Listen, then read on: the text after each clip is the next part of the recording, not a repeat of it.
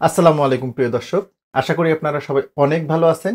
রশির রেসিপি মানেই ব্যতিক্রম রেসিপি। আজকেও তার ব্যতিক্রম নয়। আজকে করে দেখাবো পাতুরি রেসিপি। তবে গতানুগতিক নিয়মে নয়। আমি যেভাবে পাতুরি রান্না করি সেভাবেই করে দেখাবো। আর আজকে রেসিপিতে ২ ধরনের পাতুরি থাকছে। আশা করব রেসিপিটা শুরু থেকে শেষ পর্যন্ত দেখবেন। যদি রেসিপিটা শুরু থেকে শেষ পর্যন্ত দেখেন আমার বিশ্বাস রেসিপিটা আপনারা অনেক এনজয় করবেন। পাতুরির জন্য শুরুতেই লাউ পাতাটাকে আমাদের প্রসেস করে নিতে হবে। আর এর জন্য একটা পাতিলে একদম টক বগিয়ে পানি গরম করে নিয়েছি। কিছু লাউ পাতা ধুয়ে নিয়েছি। এটাকে গরম পানিতে ভিজিয়ে নিব। এতে করে সুবিধা হবে যেটা লাউ পাতাগুলো আর ছিঁড়বে না। পাশাপাশি এটাকে আর সুতো দিয়ে বাঁধা লাগবে না। সুতো দিয়ে বাঁধলে দেখতেও কেমন যেন লাগে। জাস্ট এরকম গরম পানিতে মিনিট খানেক ভিজিয়ে রাখলেই হবে। অনেক সময় কম সময়ে হয়ে যায়। এটা হয়ে গেছে দেখুন। তো এটাকে উঠিয়ে নিচ্ছি। এখন আমরা পাতুরির পুরটা রেডি করে নিব। আজকে যেহেতু ২ ধরনের পাতুরি করব, প্রথমটা আমরা চিংড়ি মাছ দিয়ে করব। দেখুন এখানে ১৫০ গ্রাম মতো চিংড়ি মাছ নিয়েছি। এটা মিডিয়াম সাইজের চিংড়ি মাছ। দিচ্ছি ১/২ চা চামচ লবণ, 1/4 টিস্পুন হলুদের গুঁড়া, 1/4 টিস্পুন জিরার গুঁড়া, 1/4 টিস্পুন ধনিয়ার গুঁড়া। একটা পেঁয়াজ কুচি করে কেটে নিয়েছি। ৩-৪টে কাঁচামরিচ এভাবে চিকন করে কুচিয়ে নিয়েছি। ১ চা চামচ মতো তেল দিয়ে দিব।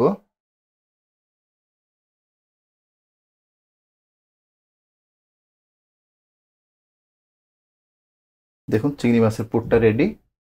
এইবার আমরা করব একদমই ভিন্ন ধাঁচের একটা পাতুরি। আর এটা করে দেখাবো আমরা রুই মাছের ডিম দিয়ে। দেখুন কতটা ফ্রেশ, একদম হলুদ। ডিমটাকে যেটা করতে হবে, ডিমটার উপরে একটা স্কিন থাকে। দেখুন এই স্কিনটা আমরা আলাদা করে নিব যাতে ডিমগুলো একদম আলাদা হয়ে যায়। দেখুন ডিমগুলোকে একটু আলাদা আলাদা করে নিলাম। ১/২ চা চামচ লবণ দিয়ে দিব, ১/২ চা চামচ হলুদের গুঁড়া, ১/২ চা চামচ ধনিয়ার গুঁড়া, ১/২ চা চামচ জিরার গুঁড়া। মিহি করে একটা পেঁয়াজ কুচানো দিচ্ছি। ৩-৪টে কাঁচামরিচ ফাইন চপ করে নিয়েছি। ১/২ টেবিল চামচ মতো তেল দিয়ে দিব। সবগুলো উপাদান খুব ভালোভাবে মাখিয়ে নিব।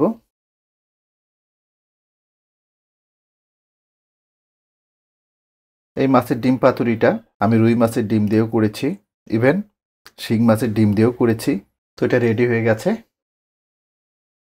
সেই ভাপিয়ে নেওয়া পাতা, এটা লাউ পাতা।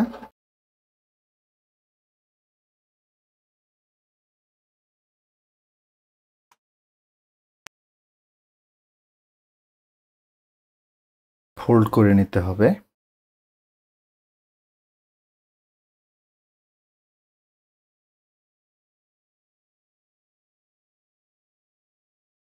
দেখুন রেডি হয়ে গেল। তো একইভাবে সব কটা করে নিচ্ছি। এবার আমরা চিংড়ি মাছের পাতুরিটা দেখাবো। লাউ পাতাগুলোকে আগে একটু ভাপিয়ে নিলে সুবিধা যেটা কোনো সুতার দরকার হয় না বা টুথপিকেরও দরকার হয় না। আর এটা দেখতেও ভালো লাগে।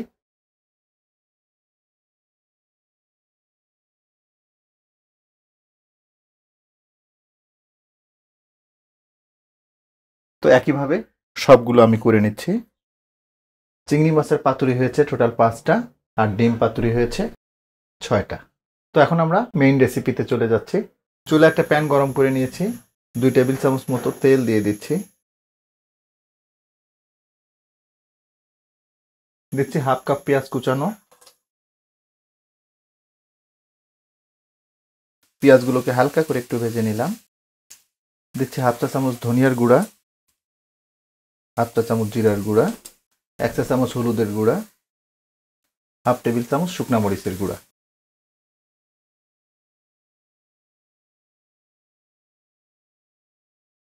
একটু পানি দিয়ে দিলাম যাতে পুড়ে না যায়। ঢাকনাটা লাগিয়ে দিলাম। মশলাগুলোকে খুব ভালোভাবে কষিয়ে নিব। মিডিয়াম হিটে মশলাগুলোকে ৩-৪ মিনিট মতো কষিয়ে নিলাম। দেখুন মশলাটা থেকে খুব সুন্দরভাবে তেলটা ছেড়ে দিয়েছে। ১ চা চামচ মতো লবণ দিচ্ছি। এটা জাস্ট গ্রেভিটার জন্য। তো এখন আমরা এতে পাতুরিগুলো সেট করে দিব।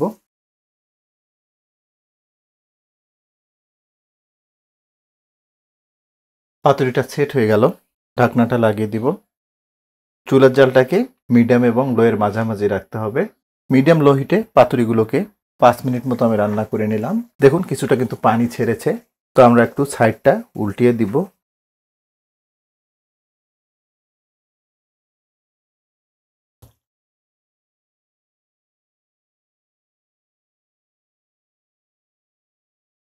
একটা পাশ উল্টিয়ে দিলাম, ঢাকনাটা আবার লাগিয়ে দিব।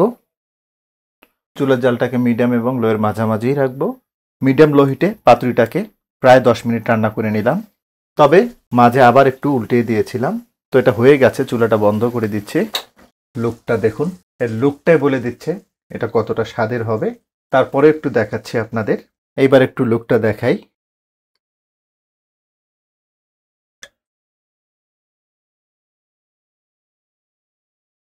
দেখুন লুকটা, একবার গেস করুন এটা কতটা স্বাদের হবে। দেখুন একদম সুশির মতো লাগছে।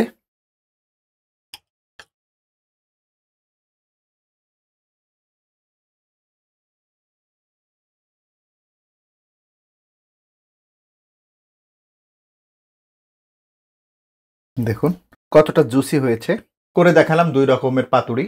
চেষ্টা করেছি যতটা সহজভাবে আপনাদের দেখানো যায় আমি দেখিয়েছি। আশা করব রেসিপিটা আপনাদের অনেক ভালো লাগবে। আর ভালো লাগলে কিন্তু আমার সার্থকতা। যদি একটু হলে ভালো লেগে থাকে তাহলে রিকোয়েস্ট করব লাইক, শেয়ার এবং কমেন্ট করার জন্য। আর আপনি আমার চ্যানেলে নতুন হয়ে থাকলে রিকোয়েস্ট করব আমার চ্যানেলটাকে সাবস্ক্রাইব করার জন্য। তো আজকে এ পর্যন্তই। সবাই অনেক ভালো থাকবেন, সুস্থ থাকবেন, নিরাপদ থাকবেন। আল্লাহ হাফেজ।